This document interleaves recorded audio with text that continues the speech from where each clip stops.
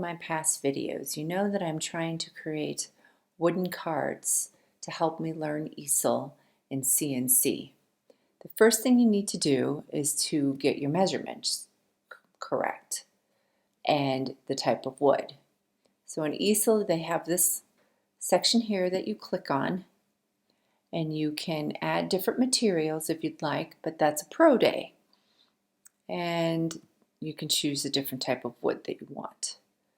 I'm just going to stick with plywood at the moment to try and save my good wood and figure out what my measurements are. As I continue to learn Easel and play around with the CNC machine, I realize how much I don't know. The major thing when I'm eyeballing things is that it's a smidge off, and I'm doing such small projects that is going to be a problem.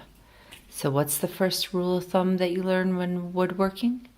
Measure twice, cut once. Other issues that I've had when trying to figure out how to navigate Easel is when I design something here, you click on it, you change the depth, shows up for a second, then it goes away. Also, I can't seem to click on this guy. There we go. I spent like 30 seconds, maybe a minute, trying to move things and they weren't cooperating. See, like I meant to click on the happy there and it didn't work. So I figured out that I need to change my bit to a carving bit to get something so small to show up. Unfortunately, this is a pro day, which means I have to use up one of my free days or pay. Now, something I'm contemplating is I've measured my card to be 6 millimeters. I'm not sure I'm going to do something on the other side, but it's 4 millimeters too deep. Do I do a half? I'm just not sure. Changing out my bit.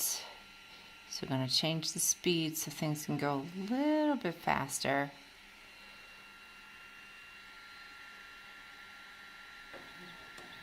Because it was just poking along before. And so we're going to pull this out and we're going to put in my carver bit. Something that I always struggle with is getting this completely lined up. Because if I was doing a really detailed piece that went up right to this edge, it would be messed up. Thank goodness I'm just doing cards and they're in the center, so I have some wiggle room. But navigating the clamps while trying to hold things and keeping it even always proves to be a challenge for me. That turned out pretty well. I never could figure out the depth. Several articles I read always talked about the width of what you're engraving, but never talked about the depth. But I think I did okay.